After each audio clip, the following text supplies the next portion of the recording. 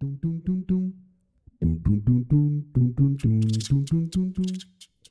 everyone. So in this edition of Witch Life, it's a little bit different because Witch Willow just finished doing her taxes today. Yay, about time, but like with less than 2 weeks left to go. So left it a little late. Anyway, so because I was doing my taxes, I really didn't have time to like prepare much. So I've said in a few of my videos that I would talk about the Ouija story and why I tell you guys all the time, don't use Ouijas, don't use Ouijas, do not use Ouijas. So it doesn't really fall under, although it's like spirit communication, it doesn't really fall under like the interview video categories that I have, because while it's speaking with spirits, I'm not currently speaking with spirits with the Ouija board. It's more like an experience, so I thought I'd put it under Witch Life. Anyway, there's actually 2 different stories that happened at 2 different times, because apparently I didn't learn my lesson the first time. So hopefully you will learn your lesson from me after you hear these stories and never, ever touch a Ouija board again.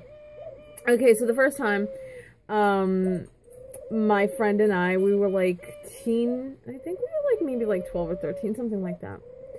And I had known for a long time that my mother had a Ouija board. My mother never wanted the Ouija board played with. She tried to, she couldn't get rid of it. I mean, you can't burn that stuff. You can't do, there's like, it's really hard to get rid of a Ouija board unless you like, kind of like deactivate it. And you have to know how to deactivate it and take the power away from it, blah, blah, blah. So anyway, she had hid it.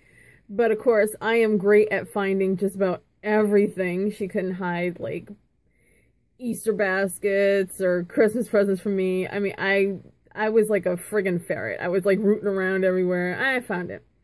So anyway, I told my friend, we went into my living room and we sat on the couch facing each other with the Ouija board on our knees between us. And we had both of our hands on the planchette at the same time. Both, you know. So anyway, we were talking to this spirit, and we were, you know, getting some responses, and we asked what this spirit did in life, and the planchette went around and around and around, and it wasn't really answering. And of course, me being the wise ass that I am, I said, were you a disgruntled postal worker? Well, the planchette got yanked out from under our fingertips, flew across to the opposite side of the room. We were against one wall over here. It flew across to the opposite side of the room, slammed high up against the wall, and slid down. I'm not talking about drop down. It's like somebody held it and slid it down the wall until it hit the floor. And my friend and I, we're still sitting there like this, and we're like, we watched it go across the floor, and then we looked at each other, and we were like, ah! We like screamed and ran out of the room, and like, you know, and we're like, do we go back in there? Do we go back in there? This is like crazy. And she's like, well, we have to close it. We have to close it. So we went back in there, and like, we closed the session. But it's just like, here's the thing with Ouijas. If you bring something into your house and you close the session, you're not getting rid of it. Okay? It's there. And trust me, it continued to present itself in ways to me, because I was the more, I don't really want to say susceptible one, but my mom has some abilities, but definitely not as defined as mine. So that was the first incident. The second one, I decided I was going to use the Ouija board on my own. Brilliant, right? Yeah, great idea. So anyway, I used to have, if you saw in like my earlier videos, I used to have like super long hair. And back when I was a teenager, my hair was pretty long too, and I had it up in a ponytail. So anyway, I put the Ouija board down on the floor. I had candles surrounding it. Now, this is a wood floor. I grew up in Massachusetts. It was a house that was the turn of the century, and it had wood floors. So it was on the wood floor. All the candles were on the wood floor. Now, I had a candle that was in a hurricane glass. If you don't know what a hurricane glass is, it's basically like a candlestick, and it has like a globe around it that's opened at the top. And anyway, I had a taper candle in there because those are the only ones that fit. Anyway, I kept getting this feeling like, don't do this, don't do this, don't do this. And by the way, I just want to say that my grandfather actually died in the house that I was brought up in. And I believe his spirit actually saved me a couple of times. And I think it was probably him that was telling me, don't do this, don't do this, you don't want to do this, don't do this. And I kept getting that feeling. And I ignored it and kept pressing through. Anyway, I was just about ready to set up. All the candles were lit. And just as I was about to do this, I was home alone, by the way. Just as I was about to do this, the candle that had been sitting... Now, meanwhile, keep in mind, this is a hurricane glass. So wind is not good. And the reason why it's called a hurricane, because wind will not affect it. It won't affect the flame. It won't affect the candle. It had been sitting in there perfectly. There were no movements, vibrations. I was by myself. All of a sudden, this candle fell against the glass, and it cracked the glass. The flame hit the glass and cracked the glass. I was like, oh, shit. So I leaned forward to straighten it out, and my hair caught fire. It brushed over the top of another candle, and my hair caught fire. Now, if you've never smelled burned hair or had burned hair, congratulations. But it was so bad. I put it out. I didn't have any burns or anything, but my hair was like destroyed. I literally had to cut it shorter than it is here because the smell of the burnt hair, the destruction of the hair, I mean, like, it was all like melted and everything. I had to cut it shorter. It was like about to here, and my hair had been down here. So I had lost that much hair because I wanted to do what I wanted to do, and I wasn't listening. Now, I want to tell you about the experiences that I had after I did the first one. And this is why I'm telling you, once you open that door, you're not able to close it unless you're able to get that thing out of your house. So this thing kind of targeted me. It ended up affecting my emotions, and I would do things, and I mean, I would do like some really bad things. And like at school, at home, whatever. And somebody would ask me, why'd you do it? And I'd be like, I don't know. And I really didn't know. I just, like, something occurred to me to do it, and I did it. And I'm sitting there like, oh my God, I can't believe I just did that. You know, it's so, this thing like really affected me, and it really kind of screwed up my life because it formed an attachment. So anyway, one of the ways that it presented itself was, my mother and I have like a relationship. We were having a really big fight, and she was basically trying to lock me in my room, but my door doesn't have a lock on it. So she was on the outside of my door, holding my door closed. And like bracing like her foot against the wall so that I couldn't, and I'm on the other side and I've got my foot up on the wall and I'm trying to yank the door, right? So all of a sudden I hear this racket coming from the other side of the door, and then my door like flies open because my mother had let go of the door, so I go like flying back. My mother runs in the room, slams the door shut, and she's like braced her back against it. And I'm like, what the fuck is this? And I'm like, what? And she's like, all the doors in the house just started opening and closing. And I'm like, what the? I said, no, they didn't. She's like, all the doors are opening and closing at the same time. All of them. Front door, back door, everything. Everything's like, you know. So I was like, let me see. So I like pushed her aside, and she's like, don't go out there. And I'm like, I'm going out there. So I go out there. It's silent. There's like no doors opening or closing, but Now, I did hear like this racket out there, but I didn't know exactly what it was because I'm like so involved in this like fight. We had one of those swinging doors in between the kitchen and the dining room. Now, we always had it pushed back and in a locked position. Okay, it was always like that. And I went out there, and the only sound I could hear was swish, swish, swish from that door. You know, slowly, the momentum of it slowly bringing it to a stop. But I could hear it making that swishing sound. And I'm like, then there was another time that we were in the basement. Now, my grandfather used to have, like a woodworking shop down there. Oh, I just saw that. So he used to have a woodworking shop down there, and he had a vise that was attached to one of the workbenches. So anyway, at this point in time, I was in middle school, I believe it was, and I had taken woodworking instead of home ec. And I wanted to go home, and I wanted to like practice on some of the scrap wood that we had. You know, we had all the tools there. We had, you know, everything I needed that we had at school, I had at home. So I was at the end of the basement, and I was digging through the scrap pile of wood that we have just from all old projects and whatever. And I'm digging through there, and I'm looking for a piece of wood, and I hear chink, chink. I'm like, what?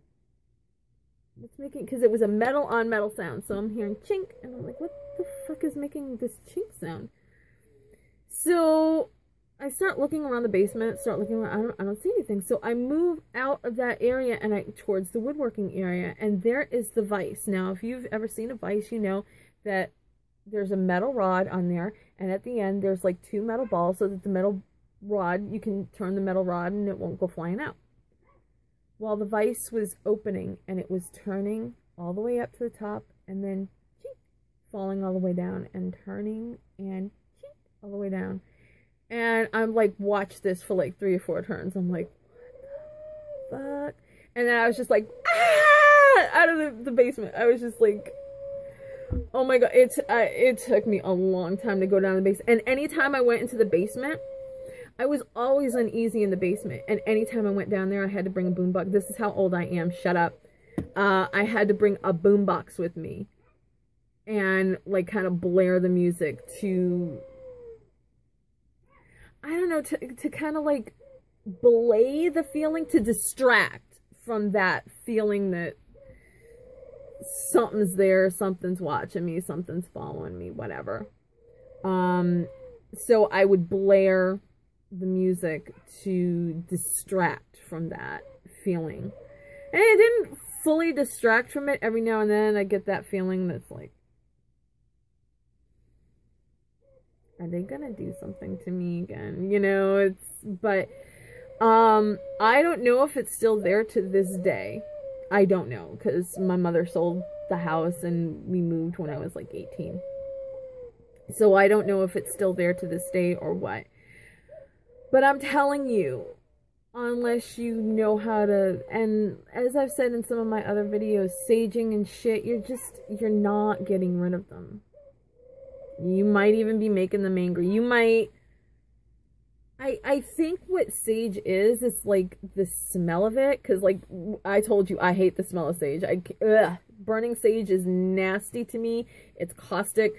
And I think it may just be the same thing. It's like an annoying smell. So they just like clear out until like the smell and the lingering is over. And then they come back in. And then they're like more angry because now they're annoyed. They're like, ugh, you like blew that shit at us. And now we're angry, you know. Salting doesn't really work. Holy water, it has a limited time effectiveness. You know what I mean? And it will only work on those type of spirits that actually like believe in that. If you had like pagan spirits, or if you had like hoodoo spirits and you threw like holy water at them, they're like, dude, you just hit me with water. What the fuck? So, you know, I mean, it's a tough road to walk. And I know that, you know, not everybody can hear the spirits or see them the way I do. And a lot of people really wanted to communicate with them. This is why I only use like a pendulum, and unfortunately a pendulum is only like yes, no, or maybe answers. Or a spirit board, same thing. Well, I should say a scrying mirror. It's the same thing, but when I try to give like safe ways for people to communicate with spirits, and when I make like the scrying boards or whatever, I put enchantments on them. I give you like an emergency kit in case something happens, in case there's, for some reason, the enchantments fail or whatever.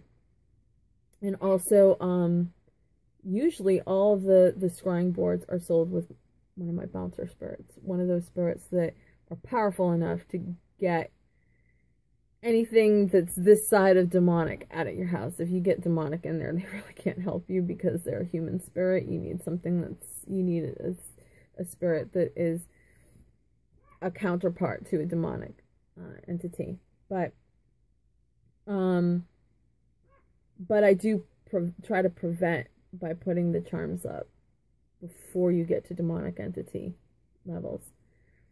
What I do is on the scrying mirrors that I sell, I put an enchantment that liars and spirits with evil intentions won't even see like an open communication portal. It will be blind to them. Now, personally, I don't know if it works. My spirits tell me that it does work. That like I check with them all the time, because I'm like, I literally say to my spirits, am I for real? I mean, like, seriously, is this shit that I'm doing, is that for real? And they tell me all the time, yes, yes, yes, we see it, we can see it. Stop doubting who you are and what you are. Stop it, because you are what you are.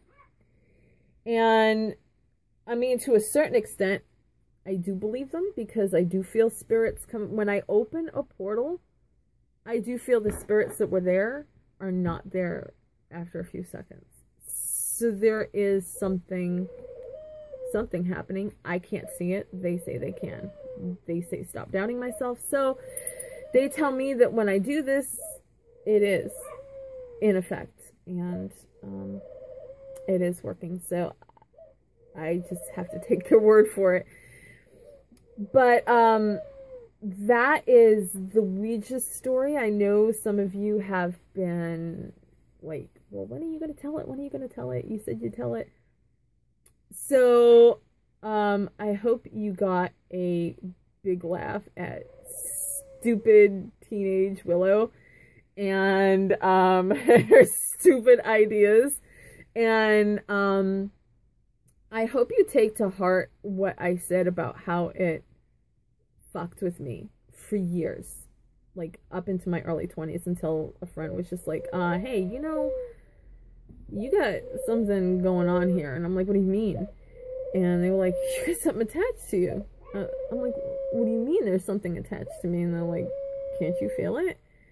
And I was like, what, you know, feel what? And they were like, well, this thing is like glommed onto you. And he was like, I'm surprised that you're not affected by it. And then, like, bam, it hit me.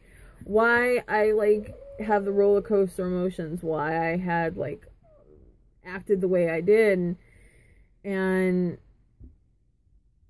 after he got that off, my life evened out. It was just like, there were no more roller coaster emotions. There was none of this, like, craziness. There was none of the, like, the erratic behavior. It was just smoothed out. And I'm just like, that whole thing fucked with me for about 10 years.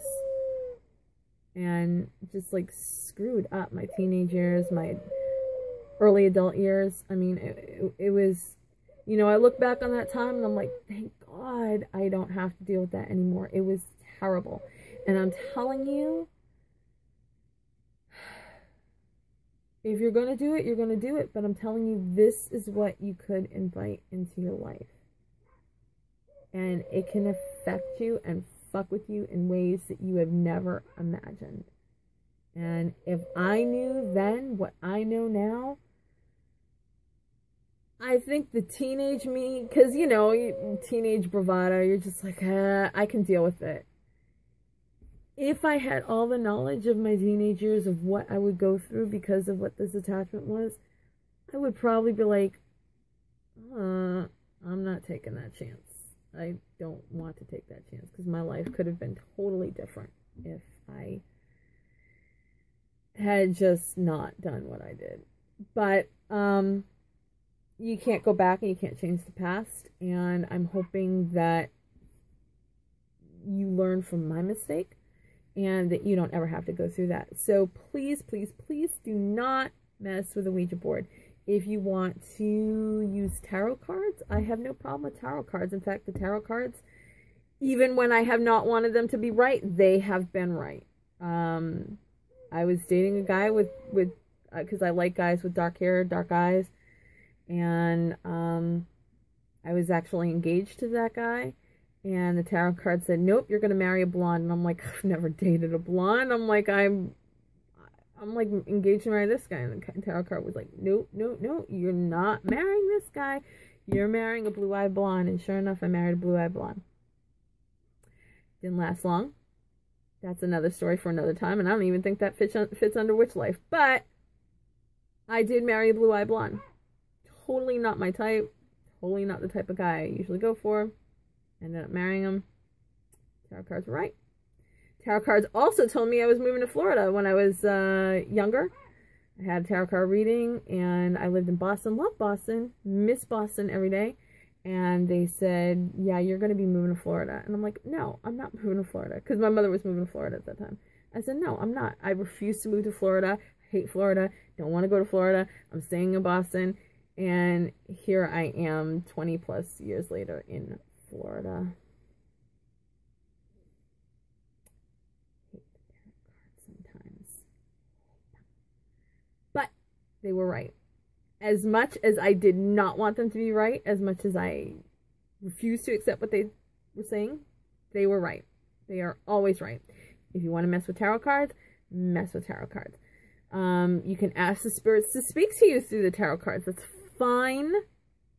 I would prefer you go that route. But stay away from the Ouija boards. And that is going to be it for this Witch Life, because I have to edit this. I have to see if I can get this up before I have to go into work. And I have some projects that I need to work on and some stuff that I need to get up on my website. And I will talk to you later this week when I'm going to have some new interview videos, because I just got some beautiful new dolls in. And I have a long line of spirits that are waiting to get rehomed. So I will see you later this week in some more interview videos. Until then, bye-bye.